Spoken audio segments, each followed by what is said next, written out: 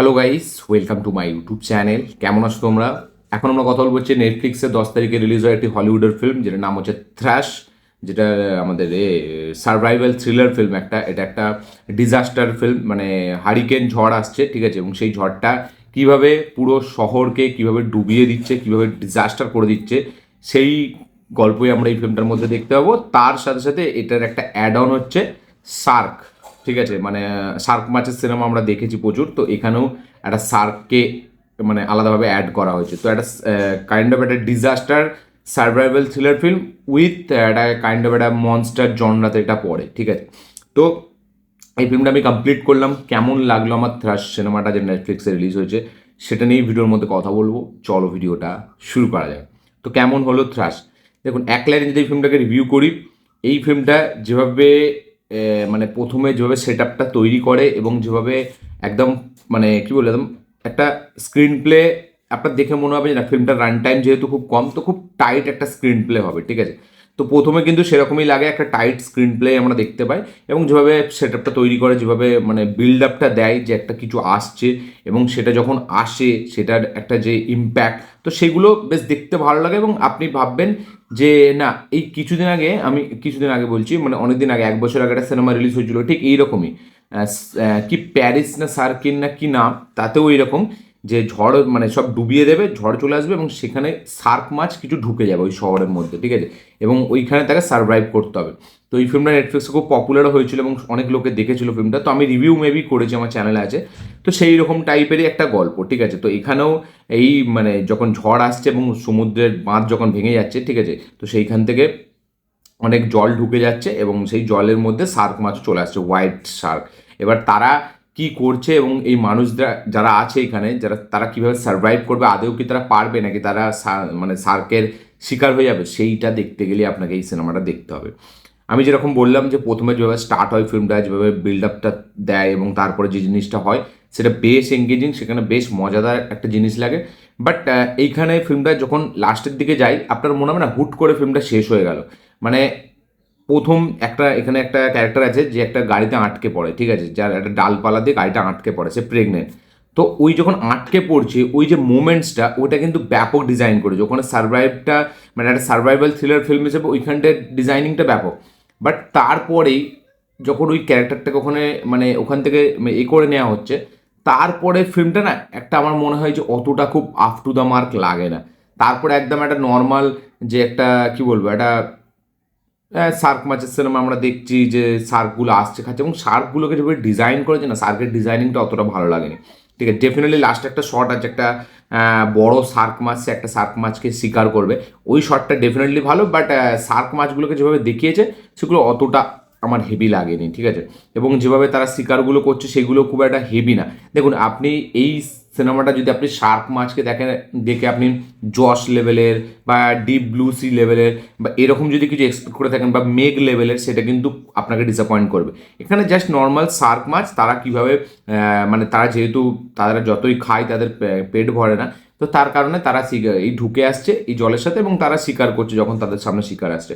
এবার এই যে তারা যে আসছে, তারপরে যে সারভাইভটা, হ্যাঁ, প্রথম দিকে সেই টেনশনটা আপনি ফিল করতে পারবেন। প্রথম দিকে না টেনশনটা ডেফিনেটলি পুরো film through out screen play কিন্তু আপনাকে মানে সেই টেনশনটা ফিল করায় যে একটা শার্ক মাছ আছে। বাট লাস্টের দিকে না সেই টেনশনটা আর অতটা হেভি লাগে না, এবং লাস্টের দিকে একটু সিনেমাটিক লিবার্টি নেওয়া হয়েছে। দেখলে আপনি বুঝতে পারেন প্রথমে যতটা একটা রিয়েলিস্টিক একটা মানে কি বলবো, একটা যে জিনিসটা যেভাবে দেখাচ্ছে যে শার্ক মাছ আসবে, অ্যাটাক করবে, সেখানে অনেকটা রিয়েলিস্টিক অ্যাপ্রোচ সেখানে রাখা হয়েছে। বাট শেষের দিকে না কাইন্ড অফ একটা সিনেম্যাটিক ট্রিটমেন্ট সেখানে দেওয়া হয়েছে, যে একটা শার্ক মাছ চলে আসছে একটা বাচ্চা এবং তার মাকে খাবে বলে। বাট তারপরে মানে যেভাবে তারা বেঁচে যাচ্ছে, ঠিক আছে, যেভাবে তাদেরকে করা হচ্ছে, তো ওইটা আমার অনেকটা মানে মনে হয় যে সিনেম্যাটিক লিবার্টি নিয়ে সিনেম্যাটিক ট্রিটমেন্টটা একটু করে দেওয়া হয়েছে। কারণ প্রথমের দিকে যদি আপনি সিনেমাটা দেখেন, সেখানে না খুবই রিয়েল রাখা হয়েছিল ফিল্মটা। মানে যেভাবে আপনি দেখবেন যে শার্ক মাছটা যেভাবে শিকার করছে, বা এখানে যদি আমি কথা বলি, যদি মানে পুরো জায়গার উপর মানে সেটটাকে যেভাবে দেখাচ্ছে, যেখানে জলে ডুবে গেছে শার্ক মাছগুলো আসছে, তো সেইগুলো অনেকটা ব্যাপক এবং সেগুলো অনেকটা বিলিভেবল মনে হয়।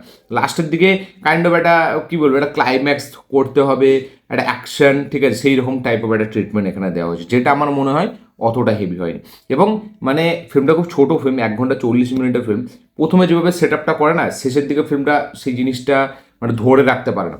বাট ডেফিনেটলি এটা আমি বলবো বাকি যেরকম মানে আমি বলবো ডিজাস্টার বা এরকম সার্ক মাছের ফিল্ম আমরা যেরকম দেখি তার থেকে একটু বেটার ফিল্ম কিন্তু এটা। মানে এই ফিল্মটা হ্যাঁ সার্কের অ্যাট্যাকগুলো অতটা হেভি মানে মনে হয় না, বাট অ্যাকচুয়ালি যদি আমি দেখি মানে শার্ক মাছেরা যেভাবে শিকার করে বা তারা যেভাবে ঢুকে আসার পর অ্যাকচুয়ালি কিন্তু এইরকমই। মানে আমরা তো একটা ফিল্মে একটা নির্দিষ্ট কোনো শার্ককে দেখতে পাই, সে প্রচুর বড় হয়, যেমন মেঘের যদি আমি এক্সাম্পল দিই। বাট এইখানে কিন্তু আপনার না অনেকটা বিলিভ হয় মানে এই শার্ক মাছের ওপরে বা এই পুরো ঘটনাটার ওপরে, কারণ খুব ভালোভাবে বিলিভেবল একটা মানে সেট ডিজাইনিং তারা কিন্তু করেছে। মানে এই দেখুন শার্ক মাছ হয়, তার গ্রুপে আসছে 2-3টে, তো কোনো পার্টিকুলার একটা শার্ক নেই, যে কোনো শার্ক আসছে যাকে খুশি খাচ্ছে, এটাই অ্যাকচুয়ালি নর্মাল এরকমই হবে। তো সেরকমই দেখেছি, এবং শার্ক মাছগুলোকে খুব যে বিভৎস বড় করে একদম মেঘের মতো দেখিয়েছে এরকম না, যেহেতু মেঘ খুব বড় একটা শার্ক সেটা ব্যাপার আলাদা। বাট আপনি যদি জসেও দেখেন তো ওই রকমভাবে দেখায়নি। হোয়াইট শার্ক ঠিক আছে, তারা খুব ডেঞ্জারাস, বাট তাদের যে সাইজটা দেখিয়েছে সেটাও বেশ ভালো। তো ওভারঅলে এই ফিল্মটা আমার অ্যাকচুয়ালি তো প্রথম বেশ ভালোই লাগছিল, ফিল্মটা ওভারঅল ভালোই একটা ফিল্ম, বাট এন্ডিংটা বা ক্লাইম্যাক্সটা যেভাবে হয় ফিল্মটা সেটা না অতটা হেভি লাগে না। বাট যেভাবে ডিজাইন করেছে পুরো সেটটাকে, সে কিন্তু বেশ ব্যাপক, সেটা কিন্তু খুব বিলিভেবল মনে হয়। এবং যেভাবে হারিকেনটা আসছে বা যেভাবে ডিজাস্টারটা হয়ে যাচ্ছে এবং হয়ে যাওয়ার পরে যে শটগুলো টপ অ্যাঙ্গেল দিয়ে যে শটগুলো নেওয়া, দেখুন পুরোটাই তো ভিএফএক্স এর মাধ্যম দিয়ে করা, বাট তার সত্ত্বেও যেভাবে ক্যামেরার কাজ ওখানে, সেগুলো কিন্তু বেশ ব্যাপক। এবং ফিল্মটা পুরো থ্রু আউট স্ক্রিন প্লে কিন্তু সেই টেনশনটা বিল্ড করতে কিন্তু সফল হয়। মানে থ্রু আউট স্ক্রিন প্লে আপনাকে জুড়ে রাখবে, ফিল্মটা কোথাও না খুব বোরিং হয় না, মানে একদম টু দ্য পয়েন্ট চলে এবং টু দ্য পয়েন্ট আপনাকে আটকে রাখে, আপনাকে একদম সেই থ্রিলটা দেয়। সার্ভাইভাল থ্রিলার ফিল্ম সেই থ্রিলটা দেয়। একটা পার্টিকুলার সিকোয়েন্স আছে যেখানে একটা মেয়েটা একটা বোটকে আনবে, তো ওই সিকোয়েন্সটার যে টেনশন এবং ওইখানে যেভাবে দেখিয়েছে পুরো জিনিসটাকে, যেভাবে ডার্কের মাধ্যম দিয়ে সিকোয়েন্সটা এবং যেভাবে মানে একদম টেনশনটা বিল্ড করেছে কিন্তু বেশ ব্যাপক। তো আমার ফিল্মটা ডেফিনেটলি বেশ ভালো একটা ফিল্ম মনে হয়েছে, বাট আমার মনে হয় ফিল্মটা আরও বেটার হতে পারতো।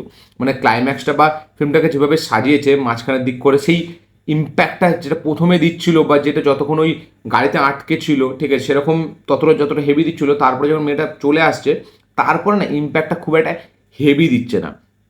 এবং যে সারপ্রাইজটা লাস্টের দিকে অনেকটা ইজি মনে হচ্ছে আমাদের, যার কারণে ফিল্মটা লাস্টের দিকে একটা খুব ওকে ফিল্ম হয়ে রয়ে যায়। বাট এই ফিল্মটা কিন্তু ওভারঅল একটা ব্যাপক ফিল্ম হতে পারতো, এবং ফিল্মটা সেই রকমই কিন্তু প্রমিস করে, সেরকমই স্টার্টিং হতে হয় এবং সেরকমই কিন্তু কিছুটা টাইম চলতেও থাকে। ফিল্মটা দারুণ টেনশন বিল্ড করে, ফিল্মটার মধ্যে সেই থ্রিলটা আছে, ডিজাস্টারটা যেভাবে দেখিয়েছে সেটা বেশ ব্যাপক, অনেকটা বিলিভেবল মনে করায় ঠিক আছে, এবং ক্যামেরার কাজ খুব সুন্দর, পুরো ওভারঅল যেভাবে জিনিসটাকে দেখে সেটা বেশ ব্যাপক। এবং ক্লাইম্যাক্সের পার্টিকুলার শট যেটা শার্ক মাছের সেটা বেশ ব্যাপক দেখতে লাগে, এবং যখন ওই সানরাইজটা হয় ওই যে মুহূর্তটা যেভাবে ক্রিয়েট করেছে ওটা বেশ ব্যাপক। তো ভিজুয়ালি ফিল্মটা কিন্তু বেশ ব্যাপক, ভিজুয়ালি ফিল্মটা খুব টেকনিক্যালি ফিল্মটা আমি যদি বলি খুব স্ট্রং, টেকনিক্যালি খুব ব্রিলিয়েন্ট একটা ফিল্ম, দেখতে বেশ ভালো লাগে।